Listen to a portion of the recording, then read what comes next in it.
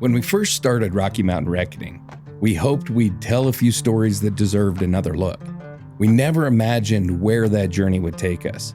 Over the course of our first season, we've traveled thousands of miles together, across Wyoming, Nevada, Utah, Idaho, following forgotten highways, standing in lonely places, and meeting families whose strength continues to inspire us every single day.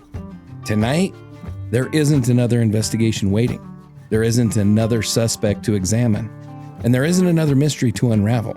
Instead, we're simply going to look back because before we begin season 2, we thought it was important to take a moment and reflect on the journey that we've all shared together.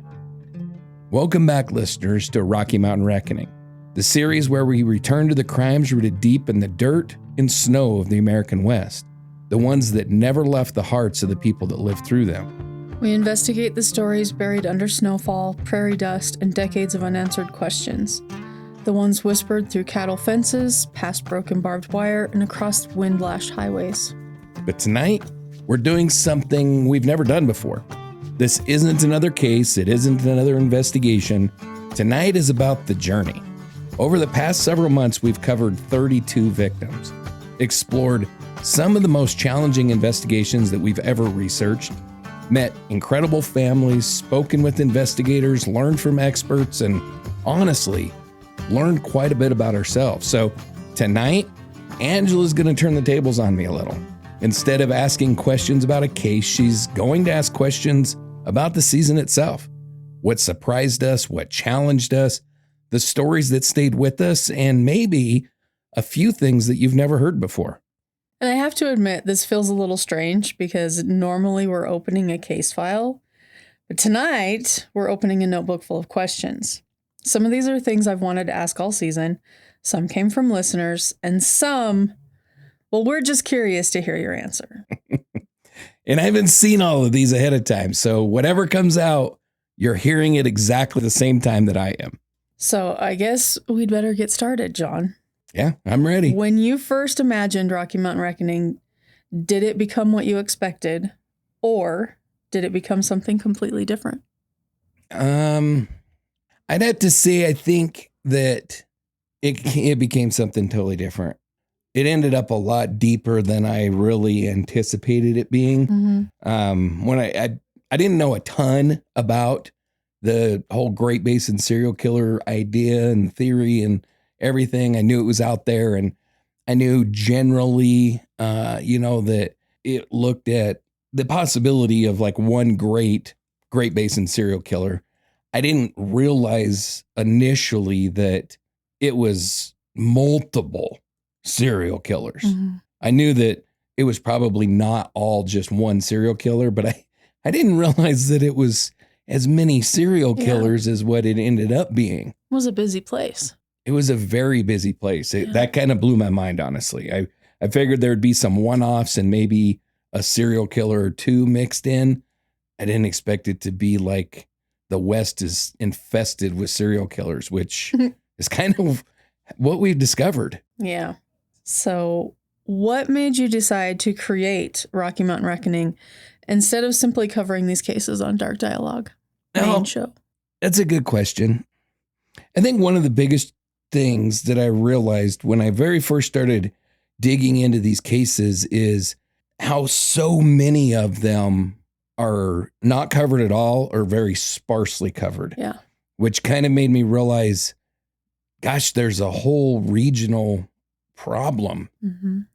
And I don't necessarily think that it's unique to the Rocky Mountain region necessarily. I think that you could probably have an Appalachian Reckoning or you could, and that would be fun. An Everglades Reckoning, or, wherever you wanted to go, whatever region you wanted to focus on. I think that there's the same thing that exists there, but we're born and bred in the Rocky Mountains. So it just seemed like a natural fit. And I think that another aspect of that, which we didn't really get to do much in season 1, is the ability to go on site and see, and do some on-site investigating and stuff like that. Not for lack of trying, it just didn't pan out. It just didn't work out. Yeah. So, but that was kind of another motivating factor behind the Rocky Mountain idea. It's in our area. It's easier to be on location for. Right. Gotcha. Yep. You ready? I'm ready. Did you have doubts about launching another show? I can answer this for you. What would you say? I would say no, because your brain doesn't stop. You would launch 17 shows if we had time to do it. This is true. I got a little overeager, I think. I've kind of had to rein myself in a little bit. I'm sure listeners have noticed that some shows don't really have new episodes simply because it's just not practical. Mm-hmm. Producing 3, and we're going to get back to Shadow Chats. We've had some scheduling problems that have made it difficult on both of our sides. But more recently, it's been my fault. Well, this go around, it's been more you than me, but last go around, it was me. I mean, it's the reality of life getting in the way. So we're going to get back to Shadow Chats, but between Dark Dialogue, Distilled, Rocky Mountain Reckoning, those 3 shows take up my whole life. Researching, writing, recording, editing, and producing those 3 shows is insane. The cool part about Shadow Chats is it can just slip in there because I don't have to do, weeks of research on Shadow Chats. I can just throw it together. Or editing, because we just are raw. And it's not a lot of editing or anything like that. So that one's pretty easy. The other 3 take a tremendous amount of time. Yeah. And so I think that it's hard to keep me on task. I think I overestimated my abilities or underestimated the difficulty of producing the quality of shows that I am trying to produce. So I got a little overeager and had to rein that back. So in answer to your question, I didn't have doubts, but I maybe should have had doubts. Yeah, but you miss 100% of the shot you don't shoot. This is 100% true. Yep. All right. What was the biggest challenge before the first episode even aired, besides me? Because I'm always a challenge. You're not a challenge. I would say coming up with the list, honestly, was the most, I couldn't even tell you how many hours of research I put in before we ever even wrote an episode.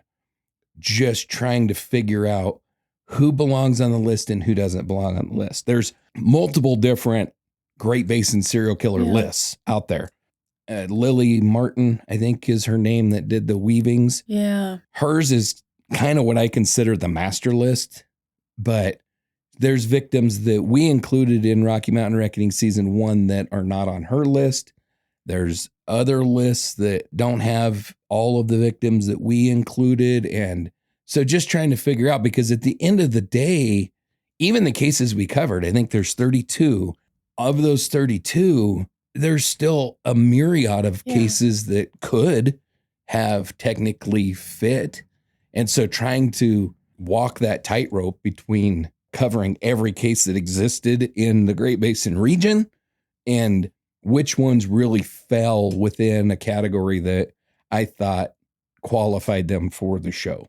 And interestingly, there were some that were on the original list that I included, but I wouldn't have included if they hadn't have been on the original list. Oh. So was there, and you kind of touched on this a little bit, but was there ever a point where you wondered if this show was too ambitious? No. Just your approach to it was too ambitious? Or? Because you said you overshot. Well, that was all of the shows. Trying to do all of the shows that I not just specifically tried to Rocky do. Mountain. Got it. Yes. I would say that, doing like the scene settings that I originally wrote in a lot of the early shows was a killer, because putting all the sound effects in there. I loved those though. I thought it sounded really good. Yeah. It just took too many hours of editing every episode. But I need listeners to tell me if they agree with me that narration voice, that John narration voice, so freaking soothing. Like know. I'm I sitting don't know over here about all going, that. if I was more tired than I am, he could put me to sleep. And not in a bad way. I don't know anything about that. I don't Guess know. you and the listeners will have to vote on that one because I am out of that conversation. Listeners need to tell me if they agree with me or not. I'll stand alone. I'm fine. I also think you kind of touched on this, but I want to get a specific answer. What part of creating the show took the most work that listeners never see? I would say this is probably applicable to all of the shows, and trying to say the research takes the most work without a doubt. But that's not really something that the listeners don't see. I hope that they see the end result of all that research, but uniquely to Rocky Mountain Reckoning was in many of these cases, the absence of any information to draw from, which made it very difficult. And then the whole editing side of it is a huge time suck that listeners don't really see. Hopefully they've seen the progression, because I think that our first episodes, at least on the audio side, were significantly inferior to what we're producing now. So I have a challenge for you on that front. Okay, hit me. Do a time lapse video of yourself start to finish. Editing? Mm-hmm. I'm gonna have to think about that. Might be a Patreon thing. Yep. That might be a really cool Patreon thing, actually. Was there anything that surprised you about launching a second flagship podcast? Well, I think really with the three big shows, Dark Dialogue, Rocky Mountain Reckoning, and Distilled, my original vision was to have kind of three shows operating underneath the one flagship of Dark Dialogue. I think what has kind of surprised me is we've essentially ended up with three shows, completely separate. And as we move into seasons 2 of Dark Dialogue and Rocky Mountain Reckoning, that divide is even going to become more pronounced, where we really are producing three completely separate, independent shows with three totally different focuses. And that's a progression that I didn't anticipate. Right. I really was thinking we were just going to do three different true crime shows. And that's not really what it's become. But things kind of grow how they're meant to grow. Well, I think so. I'm happy with how it's come out. I just didn't anticipate that from the beginning. Yeah, well, it happens the way it's supposed to happen. So why do these Western cases mean so much to you? Well, I think a lot of it really goes back to, and I've mentioned this several times throughout this series, is the Lisa Marie Kimmell case, which really got its hooks into me at a young age. And then just the reality of the closeness to all of these cases. And Wyoming is a unique place in that every place in Wyoming is local to you if you're from Wyoming. Yeah.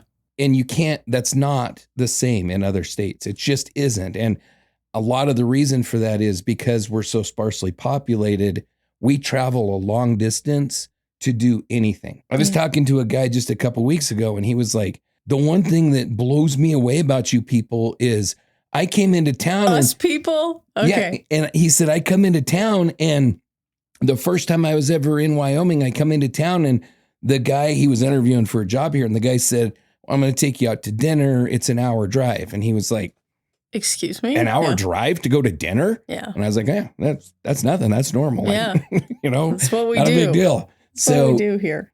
Yeah. So I think that is a unique aspect that makes all of these cases seem like a local homegrown case, where if you're in Texas and a murder or something happens in East Texas and you're in West Texas, that's like a whole different world.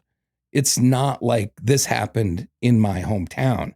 But in Wyoming, it is that way. When something happens in Cheyenne, if you're, 6 hours away in Cody, it's still happening in your hometown. Yeah. It's a weird still your thing, backyard. but it is how it works. And I think that is probably the answer to that question. And then having spent the vast majority of my life living in the Rocky Mountain states, Montana, Wyoming, or Colorado, then I kind of have that feeling a little bit for cases in all of those states, and so, and I imagine you do too. You've got a lot of family in Utah. So when you hear something happening in Utah, it's kind of like it's happening at home. Yeah. That's my second home. Right. So, okay. So do you think growing up in Wyoming changed how you view these investigations? I feel like I should be playing the Jeopardy song. Yeah, maybe you should. How I view these cases. Well, maybe just in the respect, like what I just said, that they all feel like maybe a little more personal. But I don't think that's unique to me. I think that I would guess that you would probably feel the same way, that they feel a little bit more personal to me. And, like when you're covering the Amy Wroe Bechtel case and I spent time up Sinks Canyon, I've spent time on the Loop Road, it's just a little more real to me, I guess. It is. It does put a different coat of paint on something when you're like, I've been there several times. Right. Like I've picnicked there. I've hiked there. You're like, you know. Yeah. It's just different. And I don't think that's unique to Wyoming or whatever. That's the case everywhere. If podcasters in Cleveland, Ohio, and they cover a Cleveland, Ohio case, it's going to hit home a little bit more than if they cover a case in Southern California. Because they're going to be like, I've been on that bridge. I walk that bridge every day, know? Yeah. It's just the reality of doing this kind of work. Yeah. So what did you want listeners to feel after finishing an episode? I would say the vast majority of the cases that we covered in season 1, season 2 is not going to be this way, but the vast majority of the cases that we did in season 1 were left with questions. My hope was to leave listeners asking those questions in kind of an advocacy role and kind of don't let this story just end with Dark Dialogue's version of it. Keep asking these questions. Keep trying to find these answers. Keep digging, because season 1 has a lot of victims that don't even have names. And season 1 has a lot of victims that haven't even been found. And season 1 has a lot of cases that haven't been solved. And so there's a lot of questions to keep digging into.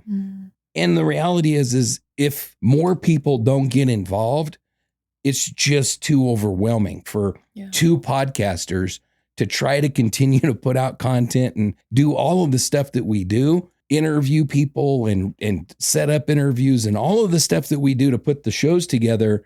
It's just not realistic. I mean, it would be a full-time job. That's kind of the idea behind the Adoptive Victim Program. Is it's kind of a full-time job just to do that with one case. Yeah. To try to think about doing that with, at the end of this season, 32 cases, or, not all of those fit that category, but 20 some probably do. It's just overwhelming. So I really was hoping to foster that kind of advocacy in a large group. I think if you turn the tables and asked me the same question, I would agree with that. But I want somebody to be just as pissed off as we are that some of those remains are still just numbers. Yeah. Are still just Jane Does, or still just John Does, or still Doe of any kind. I want people to be pissed off enough to put their foot down with us and help us name some of them. Yeah, that would be awesome. Okay, so back to what the people would like to know. How much research goes into a single episode? Holy crap, we're opening a can of worms here. So it really depends on how much information there is available. So kind of my process is, once I select a case and I start the research part of the case, I completely immerse myself in it if I can. So to the point of not sleeping. So if there's podcasts, I'm listening to them all the waking hours of the day. While I'm working, while I'm listening to podcasts, I'm watching documentaries, I'm listening to audiobooks, I'm reading books, whatever information I can get on the case, I'm trying to consume it. And a lot of that just goes into my brain and I'm able to hold on to a lot of it. And then I'm still trying to figure out how you do that. I don't know. My brain's broken. But then I start the research, and then it's trying to gather up the information. And on a lot of these cases, on the dark dialogue side, a lot of those cases have court records and stuff. So I can get into the court systems. I can download the original court transcripts. I can download the appellate decisions, and appeals cases are great because they lay out the entire case and all of the arguments and everything right in the appellate documents. And so you can get a hold of that and you can get the official court story pretty much start to finish.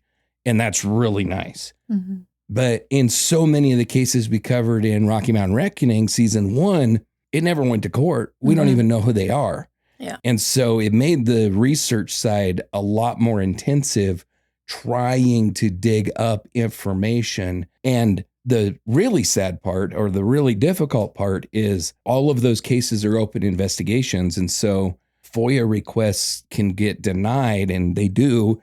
Mm-hmm. And legally they can, because it is still technically an open, cold case. Even though it's been sitting there since 1972 or whatever, they don't have to release any information to you. Man. And so trying to get that information is extraordinarily difficult. But I basically get all of it that I possibly can, and then start working through it, start figuring out what belongs in the episode, what doesn't belong in the episode, and then building out the episode as we go. And a lot of that's been a whole learning exercise throughout the course of seasons 1 of all the shows, is figuring out how to effectively do that research and put it all together in a way that makes sense and isn't repetitive. And it's a constant battle. I'm going to side quest that answer. Yeah.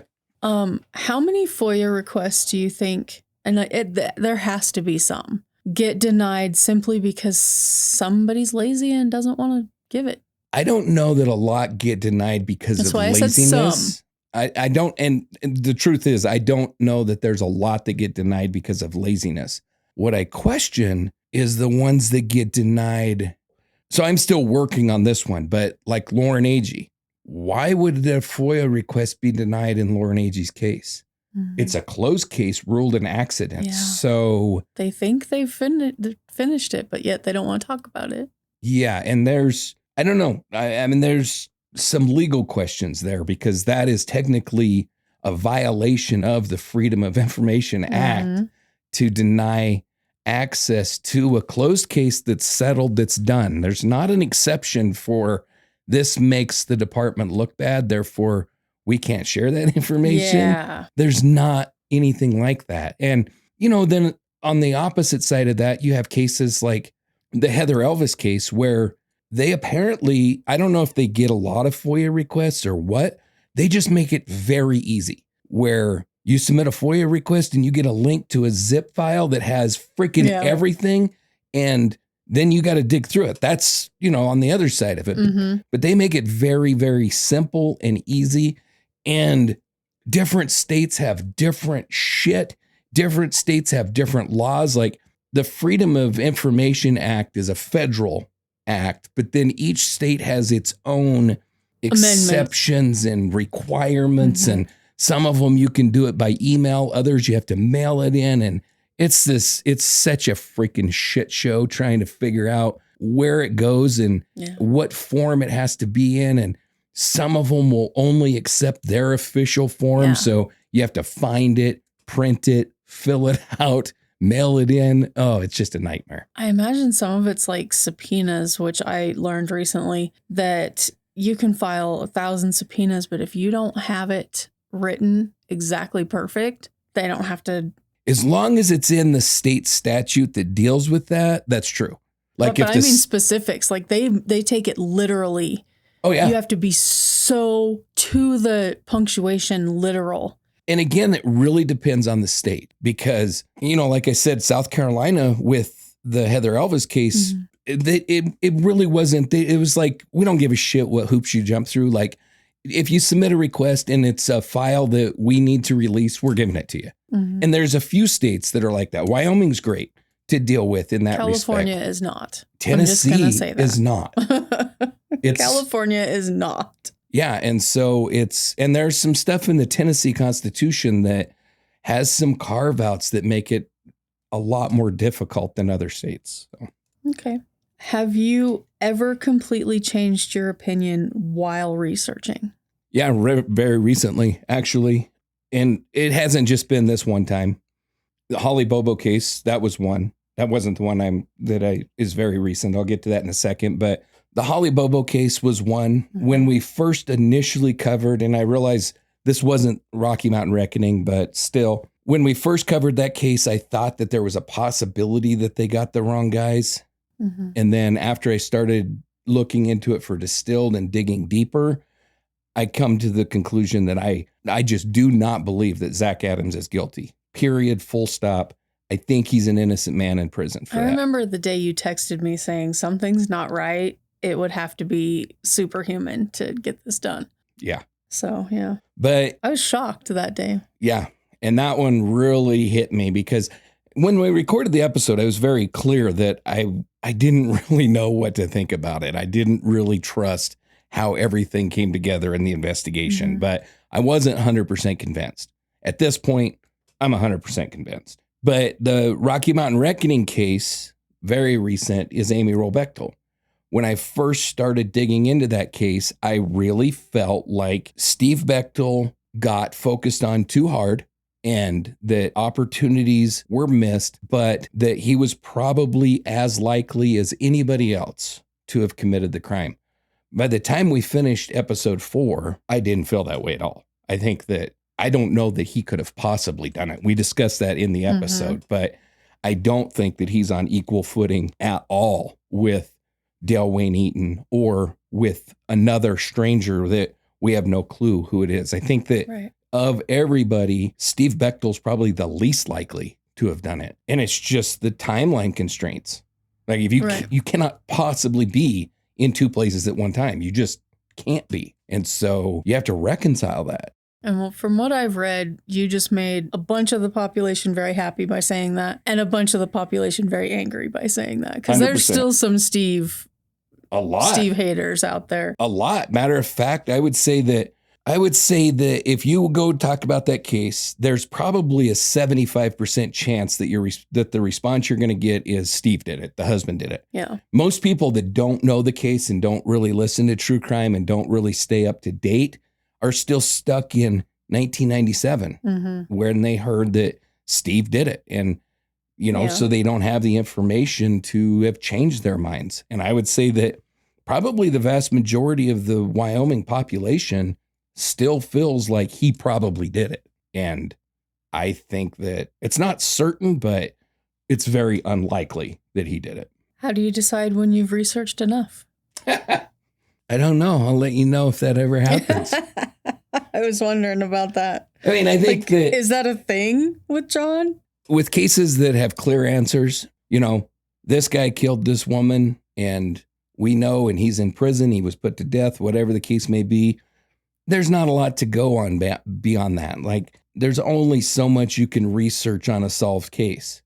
On these cases where we don't know who the person is or who killed them, or I don't know that there's an end. There is an end to what you can practically do. There's only so much information available. So it doesn't go any farther than that. Cases like Amy Wroe Bechtel's or Lauren Agee's or Holly Bobo's or Brooklyn Farthing's, or I could go on and on and on. It's never enough research. I just don't know that there is an end. It's obvious to me what I will do is what I do is I thought I was done with the Lauren Agee case when we covered it way back when.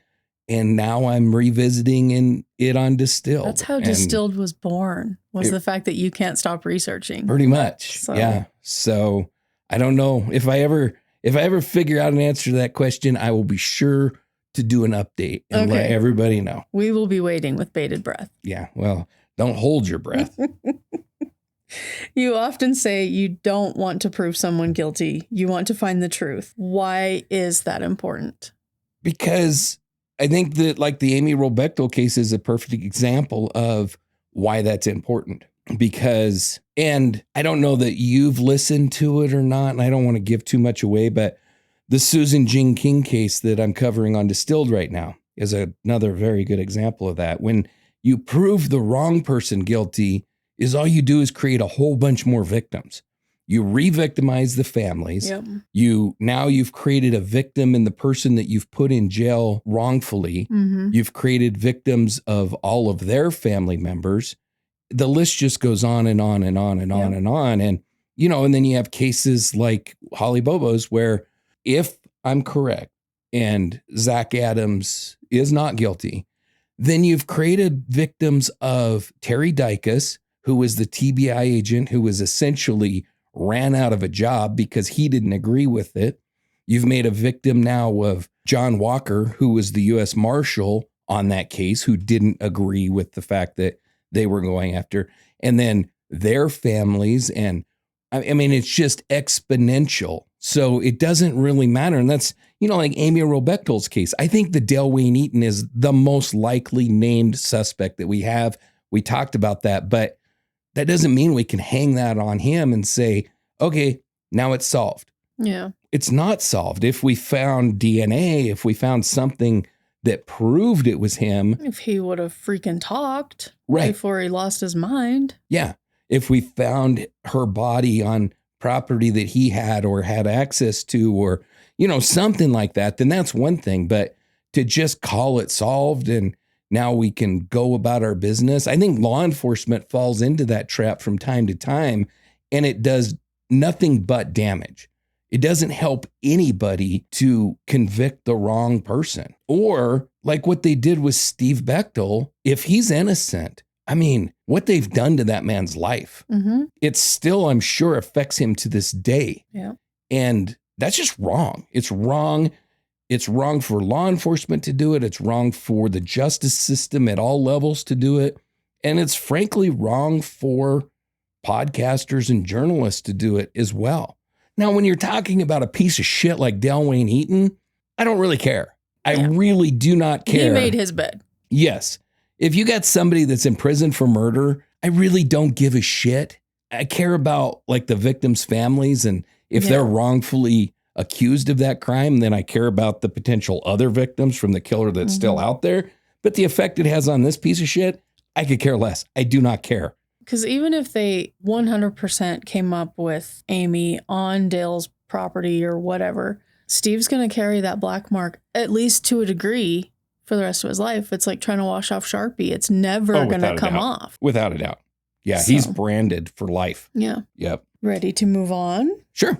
Why do you spend so much time discussing investigative mistakes? Because it pisses me off. Why did I ask that question when I knew the answer? I mean, I think I've been clear about this, that everybody makes mistakes and investigators are not above making mistakes. And that's really kind of a theme in my life. I've said the same thing about doctors. People expect doctors to be perfect, never make a mistake. That's not reality. They're going to make mistakes, and it sucks when they make mistakes. What really gets me with investigators is when they're so obtuse that they refuse to recognize their mistakes, or they're so arrogant that they think that they've got it figured out when they have no evidence. And, Dave King in this Amy Wroe Bechtel case is a perfect example. Why? I don't know. I don't know what came first, the chicken or the egg, right? I don't know if he was a piece of shit that got the case file and just made a mess of it, or if it was like the 15 minutes of fame that he got from being the lead investigator on a nationally recognized case and went on the Geraldo Rivera show, and all of a sudden he was a big star, and because of all of that, he got a big head, and then he went on to steal cocaine and become a total asshat. I don't know which came first. But very colorful man. Yeah, but that kind of shit really pisses me off. Now, an oversight and an investigation, it sucks, but that's not really who I go after and I call dipshits and asshats and investigators that, like in the Candace Hiltz case, that where the evidence ends up in the freaking landfill in a private storage locker. Okay, you're a piece of shit. Yeah. And there is a difference between, I think, making a mistake and being at least borderline criminally negligent, if not fully criminally negligent. Or in cases where, in Holly Bobo's case where you have, what's his nuts? I can't think of the asshole's name, but he's like Because you called him an asshole too much. There's like he's a retired cop that ends up somehow getting Dylan Adams to come and live with him. Oh, and that during guy. those few days, he's able to get Dylan Adams to go in and confess to. I mean, I'm sorry, that is beyond questionable. Yeah. That I can't even believe There's some jank that there. was allowed. So when it goes into that territory, that's when I see red, frankly, because I don't see him as any different than the son of a bitches that they're trying to go after. You know, I don't see, they're taking lives too.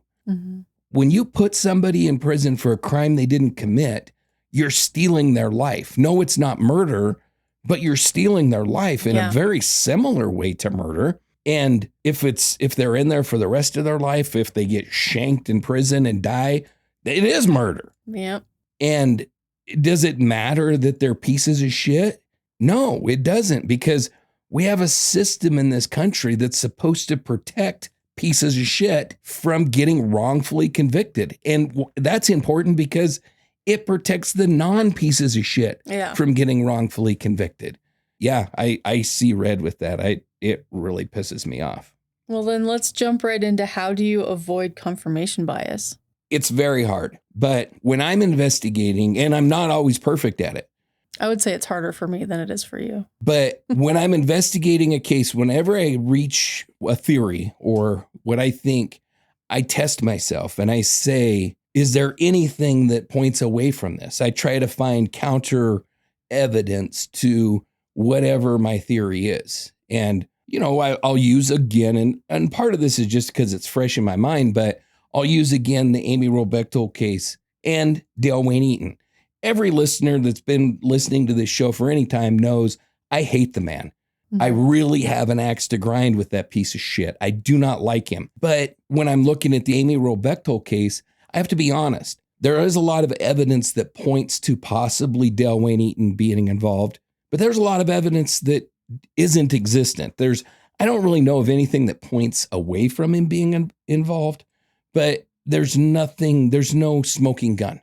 Or I did bring this up with all of the Elko County Jane Does. I think it's unlikely, after researching all those cases all the way through, now I think it's unlikely that one killer killed all of them, because we have very different MOs in those cases. And so I have to be honest. And that was a tough one, because I was convinced, because of proximity, that Dale Wayne Eaton was probably involved in all of those cases. And then I had to be honest as I was investigating them and say, okay, so you cannot go out and say that putting somebody, displaying a body in a cruciform pattern is a very specific signature type behavior, and also say, well, Dale Wayne Eaton did it all, but for whatever reason, he changed his MO and started doing things different in the middle, and then changed back because he was bored with it. You just have to be intellectually honest. And sometimes that means saying,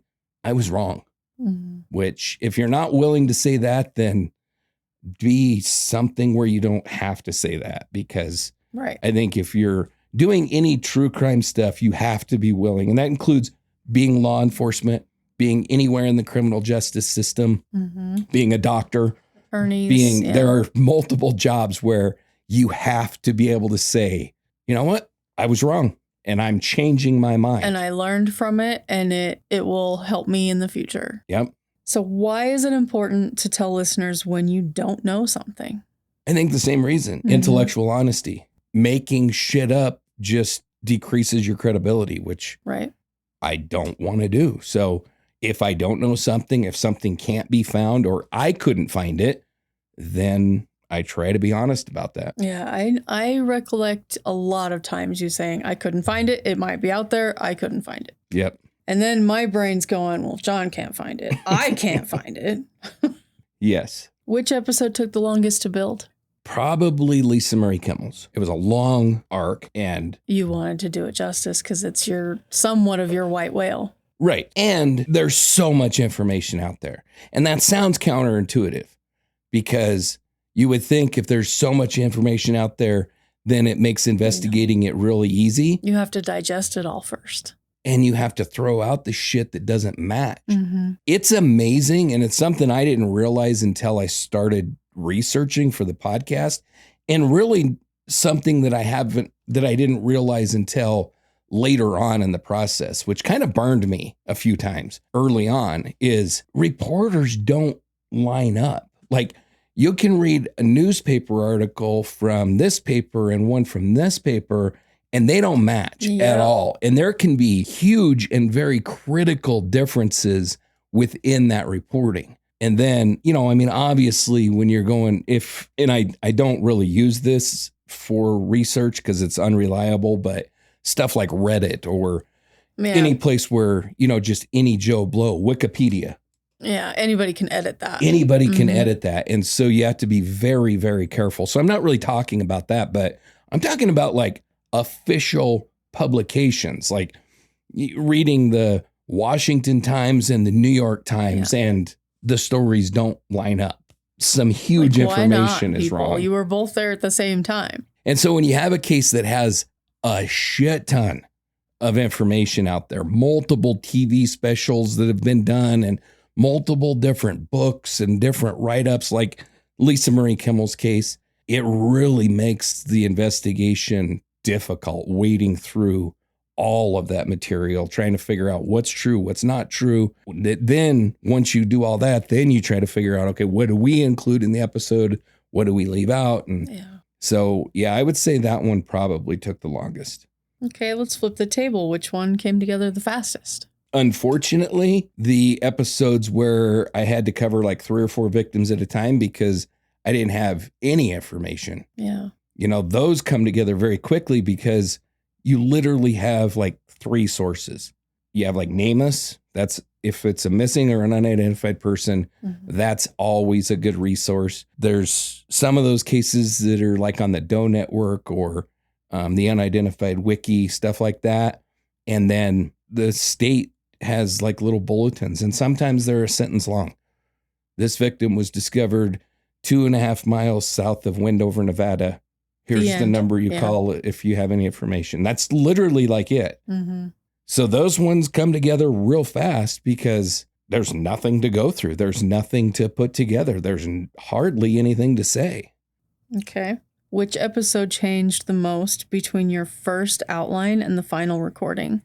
I would say probably Tammy Terrell, who was a Royal Grande Jane Doe. And I think the reason is when I first kind of dove into the case and all that, I thought that I was telling a story about another Jane Doe that, was later identified and ended up becoming a very touching story about an investigator and an entire department that adopted this poor unnamed girl.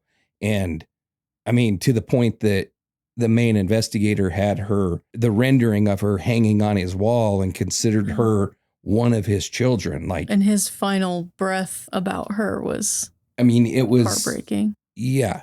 So I didn't foresee that when I first started. The original outline of the case and everything didn't include that. And then that really came out in the investigation, and that kind of changed, I think, the entire tone of that whole episode. And I don't remember if we did her in multiple episodes, or I don't recall off the top of my head, but I feel like it was more than one. Yeah, it probably was. Is there an episode, I'm afraid to ask this question, is there an episode you would completely redo if you had the chance? I think that there's been maybe a couple of Rocky Mountain episodes that I wasn't 100% happy with. I can't put my finger on just an individual one. There's multiple Dark Dialogue episodes that I'm not happy with and probably will end up redoing. A lot of people do, though. So. Yeah. But, Rocky Mountain Reckoning came about a little later in the whole process. And so we didn't have those initial problems or learning curves to work through. So I'm hoping, anyway, that there's none that I can point to and say, God, that was pretty terrible. But there are a few Dark Dialogue episodes that I definitely point to, and I'm like, oh my God, I can't believe that I released that. Well, we were new. We were new and learning. It's always, if you go back in any podcast, their first few are vastly different than their new ones. Oh, for sure. Yep, for It sure. is the nature of the beast. It is. I don't want to ask this question. I know the answer to it. Which victim has stayed with you the most? What's the answer? Lisa Marie Kimmell. No. It's not? Actually, no. Lauren Agee.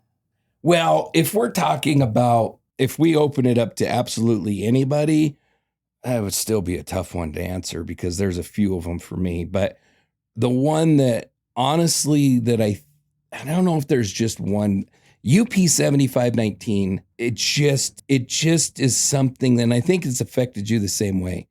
Mm-hmm. It's so hard to reconcile that this person doesn't even get a Jane Doe. They get UP 7519 and almost nothing about them.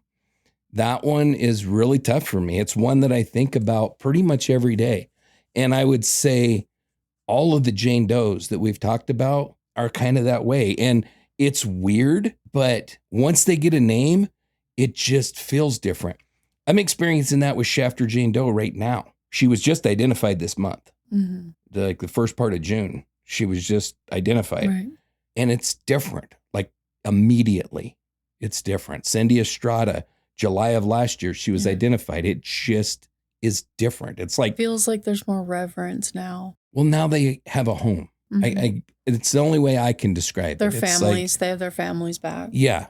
And even if they don't have any family, just having a name and a story just kind of makes it, closure is such a dumbass word. I hate even using it. Yeah. And when their cases are unsolved, there still isn't any aspect of closure, but getting their name back is a sense of closure. Mm-hmm. So it's empowering. Yeah, I don't know. But I would have to say that it's the ones that are truly unidentified. And then, Lauren Agee definitely sticks with me. And that's dark dialogue. So I but ventured out of what we're doing. It does. And part of that is the story. And part of that is I've talked to Allison multiple different times and Will more. And, when you talk to the families, it just makes it even more personal. Yeah. Was there a victim you felt especially connected to? Several. Yeah, I think several different victims, honestly. Amy Wroe Bechtel is one, and I don't know for sure why. Naomi Kidder, Janelle Johnson, I don't know exactly why. I think there's some of those cases where, like Lisa Marie Kimmell, Naomi Kidder, Janelle Johnson, they were very similar in age to some of my older siblings, and some had resemblances to like my older sisters. And so I think that really hits home. They are all Wyoming cases. And so that kind of hits home. And so but I don't always know when I start digging into a case, I don't know, wow, this one's really gonna hit home with you I can't always put a finger on why. Some of them just really smack you hard. And, I don't know why, but some do. So which family inspired you the most? I think Lisa Marie Kimmell's family is very inspiring, with her mom writing that book and the advocacy that's continued with that is very inspiring to me. It doesn't take anything away from the families that just don't want anything to do with the media spotlight or anything. They're just protecting their peace. Yeah. And I don't really blame them. And that takes a lot. And not everybody's able to do that. Mm-hmm. The reality is, especially in these cases from like the 80s, the 70s, whatever, where you didn't have the internet, you didn't have podcasting, you didn't have websites, for like Lisa Marie Kimmell's mom to write a book, get a publisher, get it published, get it out there. That's a huge mountain to climb. And it's just not one that a lot of families can take over. I think about, Naomi Kidder's family. Now her daughter is growing and she's carrying the mantle a little bit. But when I think about her parents, now they have this baby that they've got to try to raise while dealing with the fact that they've just lost their daughter. They got to bury their daughter, raise their granddaughter, change their entire life overnight. And it's nothing that a lot of grandparents don't do. A lot of grandparents raise their grandchildren. I realize that. But when it's not because your child is flaky or your child can't handle a responsibility or your child isn't at that place in life or whatever, your child is dead, found strangled with a piece of barbed wire on the side of the road. Was taken from us, yeah. Then to think about what that family had to process and do it in a way that they still had to be parents to their grandchild. Like it's unreal. It's unreal to even think about. Was there a victim whose story became more heartbreaking the more you learned? All of them. Pretty much. Yeah, all of them. Yeah, not much to add to that. Simple. Pretty much every one of them, when you start researching it. You know, the one that maybe didn't is Chance Engelbert, because he was discovered and it wasn't a murder. It doesn't make it less heartbreaking, but I think that having it be an accident as opposed to something violent is easier to handle. You know, I don't want to speak for the family. I have no clue, but from my perspective, I think that's easier. So, do you ever have to step away from researching? No. I wish I could, but no. Nothing ever, just you got to put it down, walk away? No, never. I didn't think so. No. Is there a case you found emotionally difficult to record? Yeah, there's been a few. You know, I think I almost broke down in a couple of Lisa Marie Kimmell's. That's why we do shadow episodes. chats. And yeah, I mean, it probably happens more than listeners hear, where I struggle to get through a particular victim tribute or a particular thing. But well, you also have that edit button, so we hear what you want us to hear. This is very true. This is very true.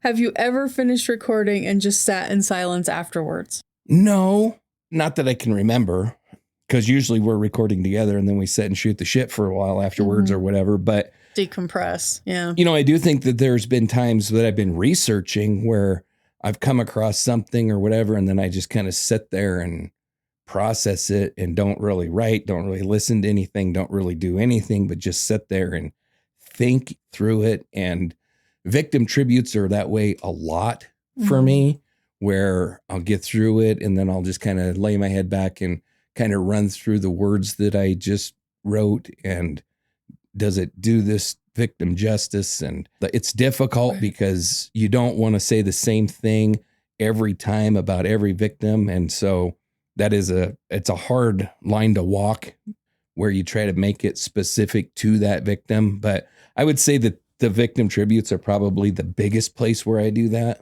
Okay. Does telling these stories change how you look at everyday life? Yeah. I mean, I don't know that podcasting necessarily does, but being a true crime junkie definitely does. Like, I'm always assuming there's a serial killer near me, right? And I'm trying to identify them. And, you know, I think a lot about see people doing stuff and we're like, don't do that. Yeah.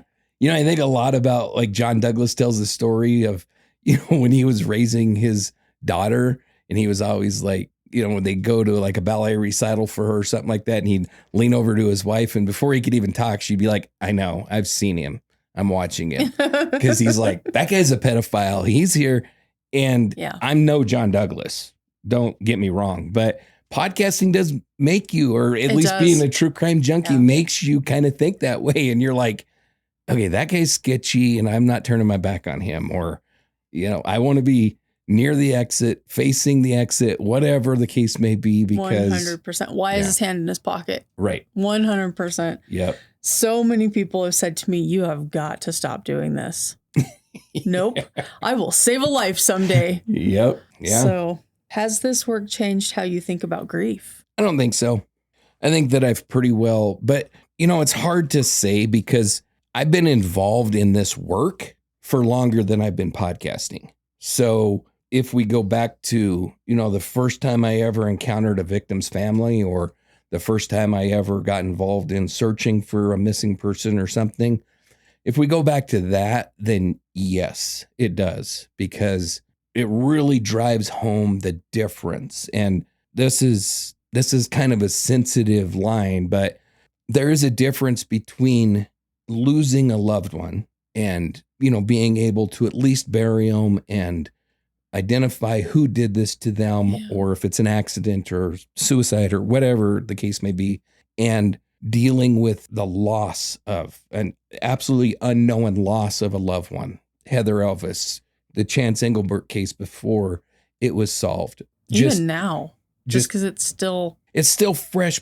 But, I've always said this about death from the time I was actually pretty young is when I really started to realize this is once the funeral's over, then you start to move on and then you kind of put it behind you. It doesn't mean that it doesn't matter to you anymore. It doesn't mean that you don't still grieve, but once you get the funeral over with, then the kind of the healing process starts, and it takes longer for different people and all of that, but you can't really start that process until the funeral's done. But when you don't have a body, you don't ever get to have a funeral. And I can't speak to what that feels like.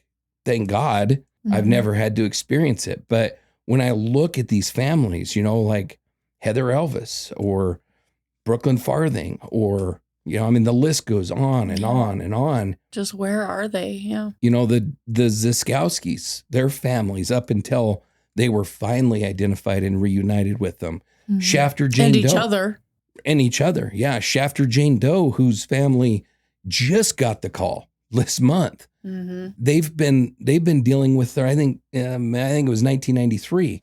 I think her case was 1993. So, wow.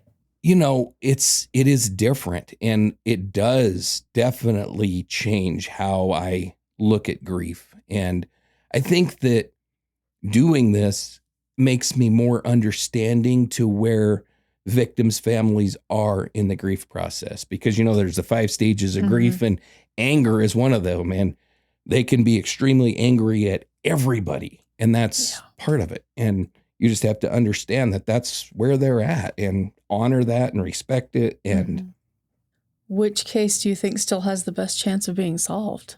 Well, I have a lot of hope for the Jane Doe cases because first of all, we don't know what's available in those cases because a lot of it isn't available in the public record. When I was researching Shafter, I had no idea. It was not in the public record that DNA had been submitted and was being looked at. All of a sudden they told us, hey, guess what? Yeah, it came as a total shock to me. So is there DNA in Star Valley's case? Is there DNA in Thousand Springs and Devil's Gate and Fox Park? Fox Park, I'm pretty sure there's DNA. I think it's been submitted. I think she's been identified, but we covered that in the episode. But all of those cases, I think there's a ton of hope for. The Shafter Jane Doe case, it sounds like it's going to be pretty much solved. They had the offender's DNA, some scraggly piece of shit that I'd never even heard of before, but they had his DNA hit. He's dead.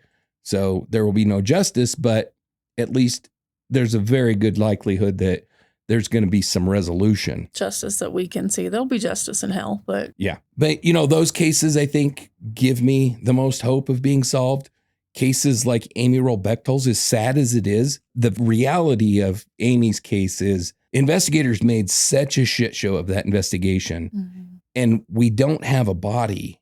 The likelihood that case will ever be solved without finding Amy is very low. I mean, I have almost zero hope of that. There's nothing to look at. There's nothing to go on.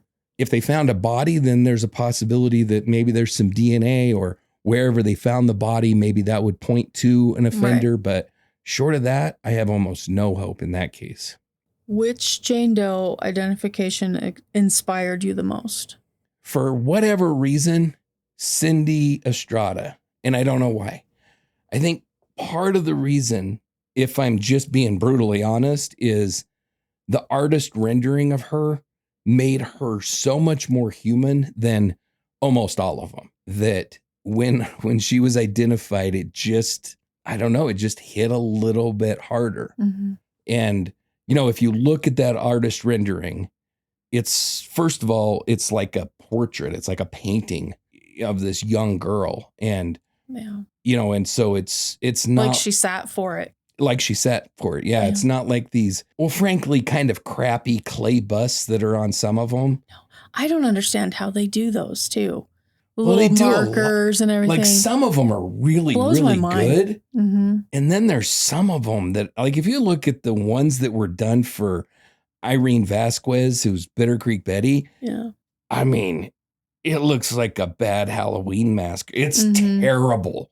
I can't believe they ever even let that go out. Yeah. Now, the same artist that did the rendering for Cindy Estrada did one for Bitter Creek Betty, and it is beautiful. It's very well done as well. So I'm not talking about that. I'm talking about some of the other ones that were really, really bad.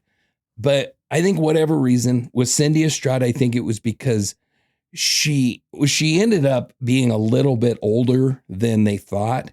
Originally, they thought she was between 15 and 17. And I think that she was like in her very early 20s, still very young, but older. But I think her age really hit me, like maybe a 15-year-old. The fact that she was pregnant and had an unborn baby that died with her, all of that, I just think compounded to where when they identified her, it was very inspiring. Which story reminded you that justice can still happen decades later? Lisa Marie Kimmell. Yeah, well, Lisa Marie Kimmell, because we had the DNA hit years after the fact. Yeah. And the piece of shit was convicted and he's going to die in prison. Cindy Estrada and Irene Vasquez, we know who did it, but he died. So unfortunately, and I get it, that's probably sick and wrong, but it's how I feel. Like, I wanted the son of a bitch to suffer even a little bit. For each name. That. Yes. Yeah. So I would probably have to say Lisa Marie Kimmell. Okay. Moving on. Besides my random faces I make at you, what do listeners not see behind the scenes? Oh, gosh. A lot. I don't know. That's a hard one to answer. That's why I answered some of it. I mean, we've kind kind of answered some of that already, like all the research and editing and all that kind of stuff. Yeah. None of that stuff is seen, but I don't know. I don't know. I have an answer to that. Okay. What's the funniest thing that's happened while recording? I don't know. There's been some things that we literally had to stop recording and get control of ourselves before we could continue on. I can't think Which you wouldn't expect in a true crime thing. And maybe it's just we're weirdos. Who knows? But yeah, I don't know. I don't know if I can think of a specific story. I mean, there was Mia's, I think it was Mia's last episode when I was talking about entering the Conquering Chicken and the story of I was listening to the Gits as I was trying to prepare those episodes. And I happened to be listening to the song, Here's Your F Word. And my mother, your poor mom, my mother listens to my Amazon Music account, and she accidentally started listening to my Spotify account where it was playing Here's Your F Word by the Gits, Entering the Conquering Chicken. And it struck me funny while I was trying to say Entering the Conquering Chicken. And I had to get control of myself and re-record that part and then tell you that story. And then we both had a good laugh. Yeah. And there has been a few times where, it's just, we've had to re-record sections because we get to laughing. Would you like to admit, have we ever had to completely restart an episode? We've had to completely re-record episodes. Yes. For a couple reasons. You know, there's been a couple times where we've recorded it and we thought we had it locked, and then I go to edit and the recording is terrible. Just audio quality. Where are these noises coming from? Yeah. Yes. Or there's also been those that we've recorded and I've started editing them and I've been like, this is retarded. This sounds terrible. I am not putting my name on this. We have to re-record it. Yeah. And then I get a text. We have to re-record. Yes. Yep. Which episode fought us the hardest technically? Oh, boy. The biggest technical battle that we had was in our New Year's live show, I would say. Yeah. And that's pretty self-explanatory. Anytime you're doing something live, it's going to be difficult when you're doing it. It was the first live. The first video, the first all of it, which was really brilliant on my part, but whatever. But we had a lot of technical difficulties. Why not do it all at once? But there was, I can't remember exactly what episode it was, where it was actually relatively recently. I think it was an Amy Wroe Bechtel episode, but it might not have been. But I got home and started to record, and the episode started good, and we got through the intro, and then it just went for like the full hour. That's all there was. There was no audio. Were we haunted that day? Nothing was captured except this god-awful squeal. And that might have, I can't remember what episode that was, but it was relatively recently. And because whatever happened before the mixer, then because I record in duplicate, so usually if one of the recordings is bad, I can go to the other recording. But since this happened before the mixer, it was in all of the recordings. All of it was bad. Yeah, that was a completely lost episode. And I don't remember for sure which one that was, but yeah, we had to re-record it because it was not usable. How many hours does one finished episode really represent? Oh boy. Days. 80? Yeah. Probably. I'd say as an average. Beginning with research going all the way through to published, 80 hours would be average. Some are sooner, some are quicker than that, and some are longer than that, obviously. So, yeah. Have we ever disagreed about a case? I don't think so. I mean, we've disagreed on parts and pieces. Parts of it, yeah. But I don't think there's never been I don't think there's ever going to be a knockdown, drag out. No. There's not going to be a disagreement like Neither that. one of us really have that in our nature. It's just like, whatever. I'll give up before. Yeah, but we're both willing to see the other person's side. Yeah. So I think we'd have to get a third asshat in here to actually have huge disagreement about I think so too. Yeah. Which discussion surprised you because we saw it so differently? I don't know that I can remember one. No, I can't really. I mean, most of the time we agree. I think the only thing, and it was only because we saw it differently because I wasn't as caught up as you are, and it's not Rocky Mountain Reckoning.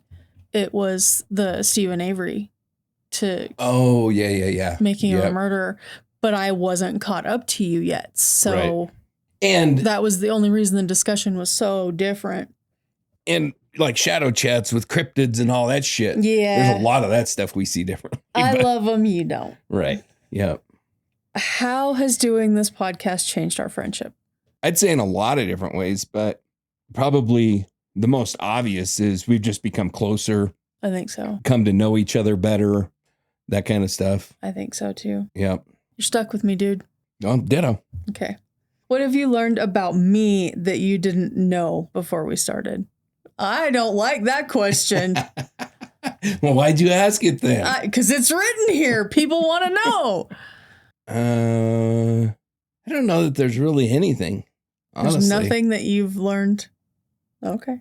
I like it. Nothing that I can really point to. I mean, but we've known each other for years. And so it's not like, we just came together and started doing this and are learning about each other in the process. Like, who are you? Yeah. I mean, this is a friendship that's 20 some odd years in the making. Mm-hmm.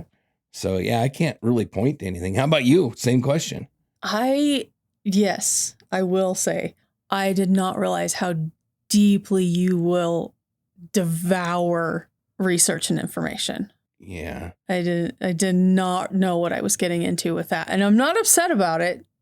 I just didn't know how deep that you would. Every fact. I didn't try. I know. I just did not realize, because a lot of people don't. They just tell the story. And I'm the storyteller of it. You're the fact guy. Yeah. So a lot of the people that I've watched that have gotten me into true crime are just storytelling. You come with the facts that I'm like, so many other people never even dive that deep. So that's something that I've learned about you. Right on. So what's one thing listeners probably don't realize about us? I have no idea. I don't know. Do you have anything on that? I don't. Listeners, tell us. What don't you? We're not married. That's true. I know that's been brought up a couple times. I don't know. Yes, I have. And I've lied to people. I've said, oh, yeah, we are. Just to get people to shut up and leave me alone. And, oh, yeah. Yeah. Yeah, try him. Mm-hmm. Yeah. I dare you. Well, I'll still kick some ass. Just, yeah. So we are in chapter 5 of the questions. These questions have chapters, my goodness. Without giving anything away, what excites you the most about season 2? Seeing me twice a week. Come on. Right? No brainer. But that doesn't change from season 1. That's true. I'm really excited about season 2. Mm-hmm. I think that the way I've designed it, it's gonna be totally different. It's gonna be a totally different feel. It's gonna be a different storyline. The stories that we've chosen, I think, are gonna be fun. Yeah, I'm excited about this one too, because I'm gonna know more of it. It's not as sad. I mean, it's true crime. It's all sad. People died, right? And so I'm not taking anything away from the victims that we'll be talking about in season 2, but it's a different feel, you know? It's, I don't know. The whole thing's different. I'm excited about it. I'm excited. New intro music, new. Oh, really? Yeah. Yeah. Everything's new. Will you be playing it on your guitar? No. Damn it. I'm working on that, people. What lessons from season 1 are you taking into the next season? I think we've talked about them a lot. Really, the researching, the recording, the editing, everything I've learned working through season 1 will, I hope, benefit us in season 2. What do you think listeners will notice first? A totally different feel. The totally different feel of the show, start to finish. Totally different. Totally different. Yep. Okay. Well, then that goes into, are there things you're going to do differently? Lots. Yeah. There's just one answer to that. Yep. What kinds of stories are you hoping to tell next? So season 2 is all laid out. I already know exactly every story that we're going to be telling. The theme, it's season 2, Rocky Mountain Reckoning, season 2, Hunted and Cornered. So that gives you a kind of an idea of the stories that we're going to be telling is hunted and cornered kind of stories. Where do you hope Rocky Mountain Reckoning is 5 years from now? Honestly, my big goal, and I think that you would agree with me, you can tell me if you don't, is I hope that Rocky Mountain Reckoning is in a place 5 years from now to really help victims and their families. Yes. Not just tell their stories, but really help them, whether that be financially, whether that be through assisting them working through the process, whatever that looks like, that is giving my names goal. Back. Yep. Giving names back. That's my first. Yep. What impact do you hope the show has? I would say that's it. You know, I think we've always said, and it'll always stay the same, is naming the victims and naming the victims, finding the missing, and putting the pieces of shit away that need to be put away. That's the goal. And accomplishing any or all of those would be a success to me.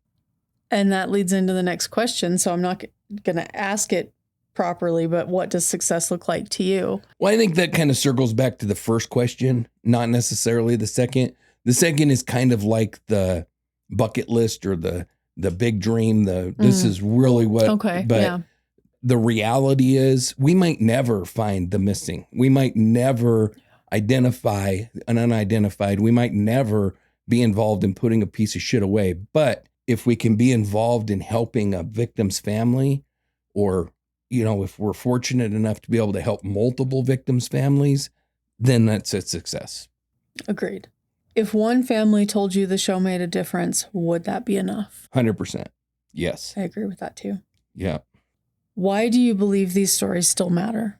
Well, I think that it's probably multifaceted, really. I think that it's important because telling these stories has a real contemporaneous impact in that hopefully it makes people think, it makes people maybe a little more cautious, makes people maybe not put themselves into similar situations. And that doesn't mean these victims did something to get in that, but I think a lot of the cases, the victims identified that there maybe was danger, but they talked themselves out of it.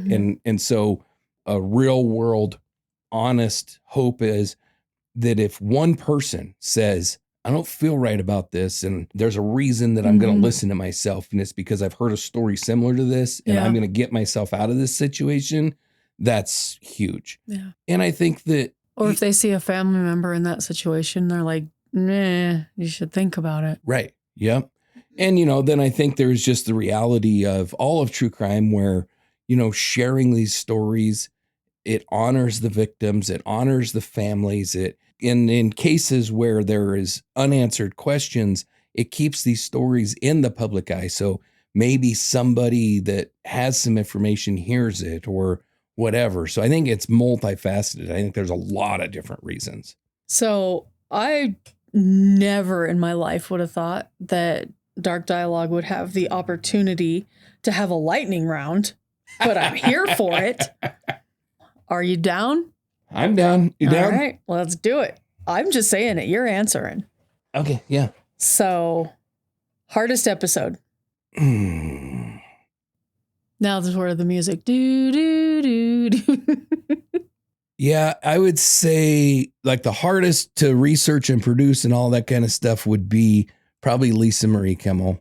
Maybe the hardest to do emotionally would have been the one where we covered the Russell Rowe Long victims, where we covered Jaylene Banker, who was the little girl. So young. Yeah. And Sharon Bald Eagle in that same episode, 12 years old, who he kidnapped and probably murdered out of Casper. Those ones, the kid ones are tough for me. I think they're tough for everybody. Yeah, but it's harder. So, yeah. Favorite episode? Oh, gosh. I don't know. I don't think I can answer that. Most surprising case? I would say, and it's not because of anything that we did, but I would say the two that really hit me are Cindy Estrada and I don't remember Shafter Jane Doe's name because I just learned it, but Shafter Jane Doe and Cindy Estrada. And just because we started researching them after so many years, they've been unidentified. We started researching them and they were identified. And it's just all like, of a sudden, holy crap. Yeah. So we used to joke with each other, like, are we solving these cases? Right. Yeah. Like we're not doing anything, but are we doing something? Solving them. Yeah. We really are. Yeah. Biggest investigative failure. I think that I don't know that I could point to just any one of them, but I think a lot of cases, especially some of the earlier cases, I could have and should have dug a little deeper or found additional information that I missed just because I'm new. I was new to all this and finding it and where to find it and all that kind of stuff. So, yeah. Most frustrating mystery. Amy Roll Bechtel. As far as season 1 of Rocky Mountain Reckoning goes, I think hers because she's never been found. That's even more frustrating for me than UP 7519 because at least there you have a body. With Amy, there's nothing. Nothing. Yeah. Kind of wish you could meld the two together. Right. Yeah. Favorite tribute song? Boy, that's a tough one. Paper Wings is way high up on that list for me. Yeah. Same.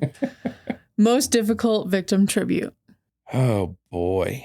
I don't remember. I don't know that I can answer that. I think they're all equally difficult then. Yeah, I think so. Biggest thing you learned this season? Honestly, it's been all the freaking software that I've had to teach myself to learn. All the editing and all that kind of stuff was probably the biggest thing that I've learned. Yeah.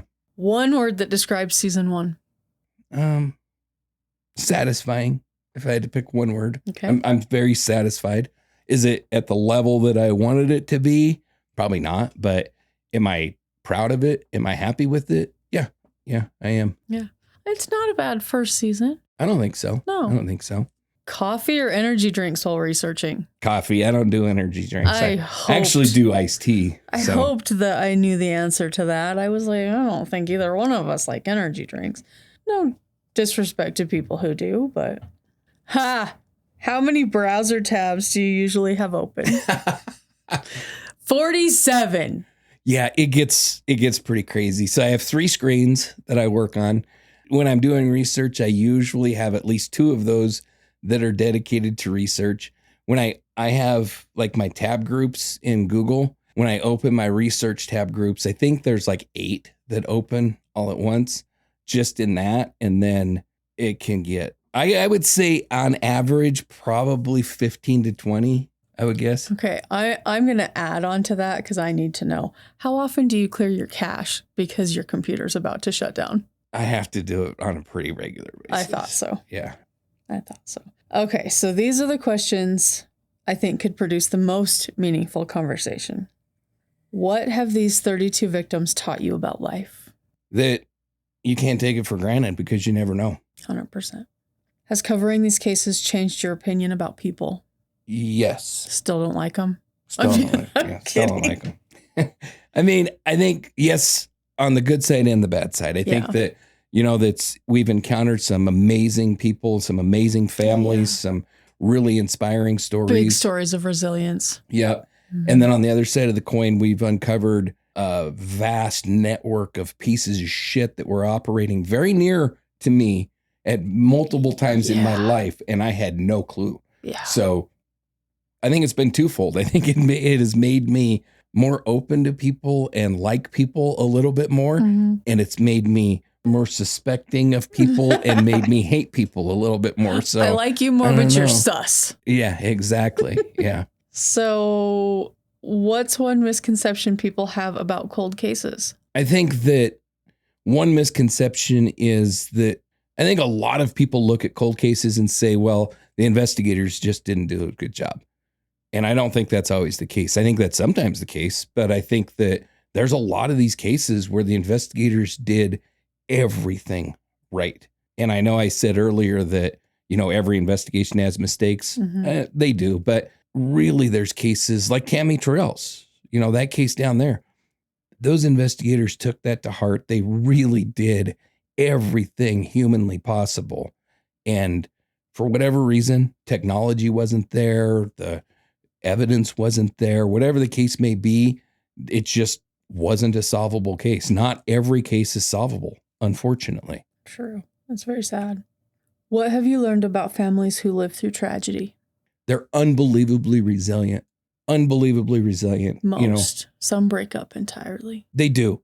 But I would say the vast majority are unbelievably resilient.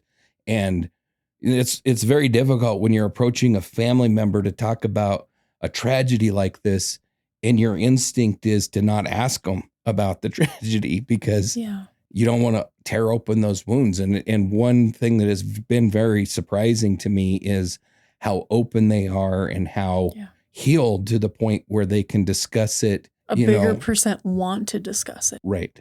Yeah. Yeah. And that's been surprising to me. I'm going to throw out there that I've had a friend who recently, almost a year ago now, lost his wife. Very sudden, out of nowhere, very tragic. And we all gave him space.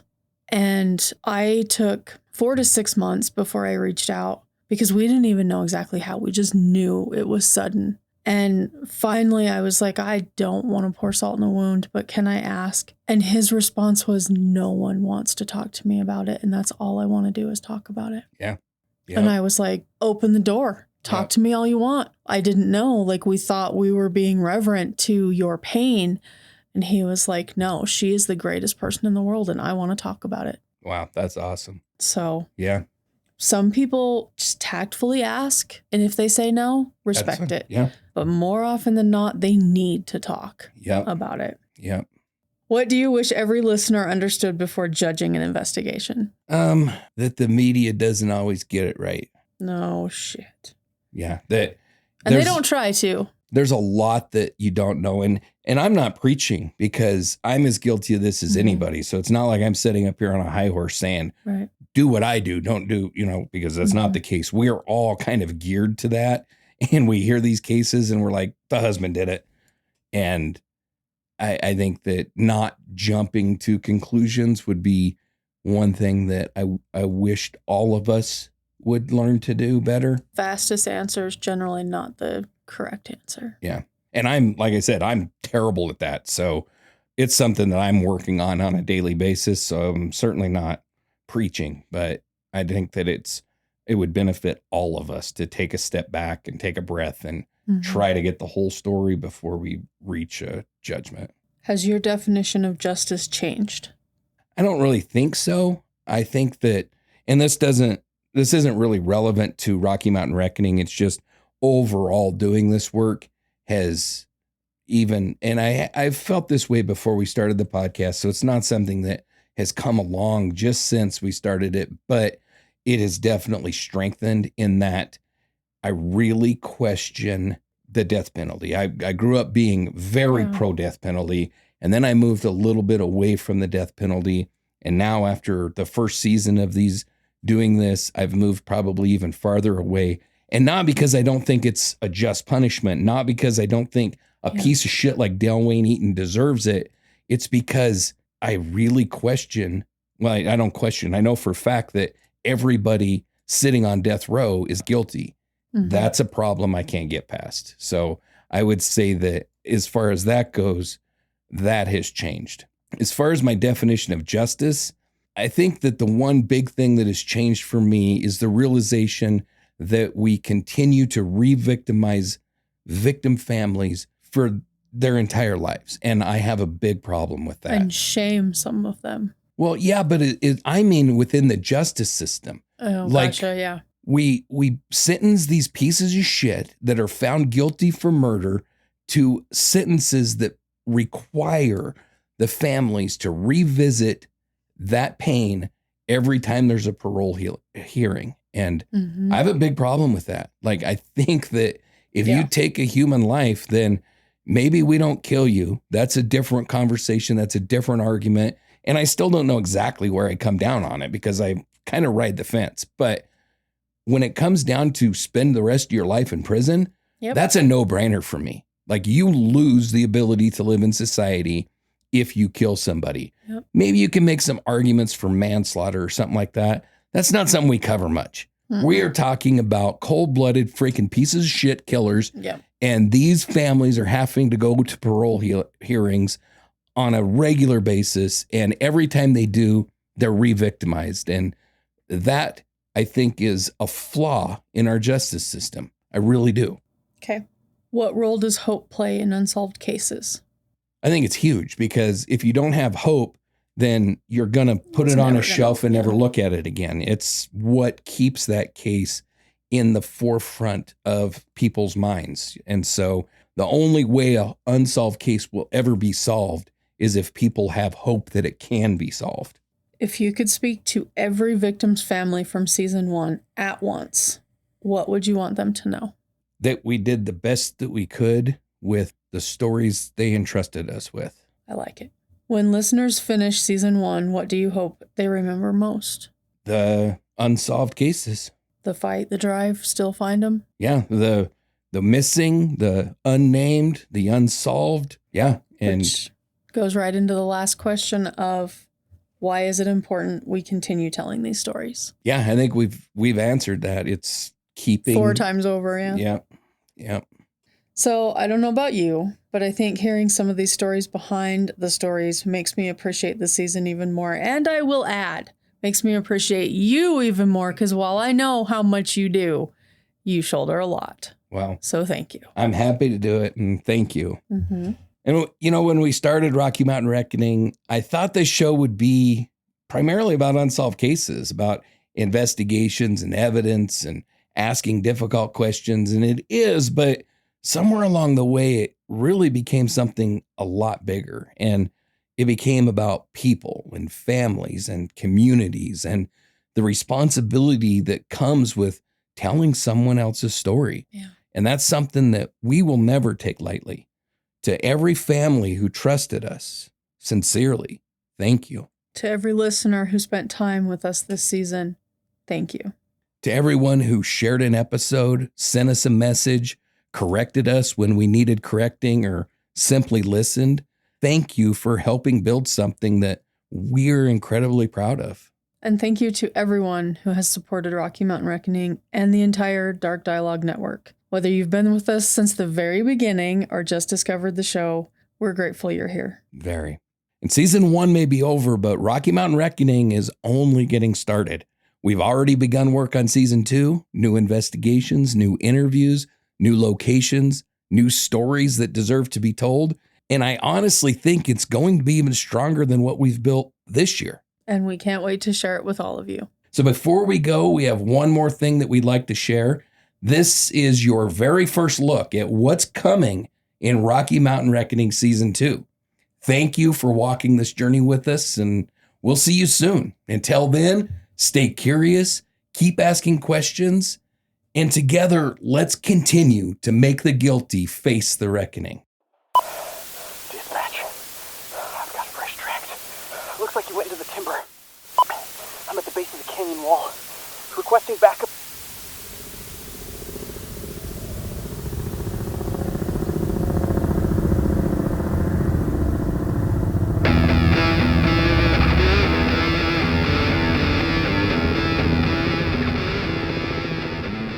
Some crimes happen in an instant. Others become legends, but some become hunts.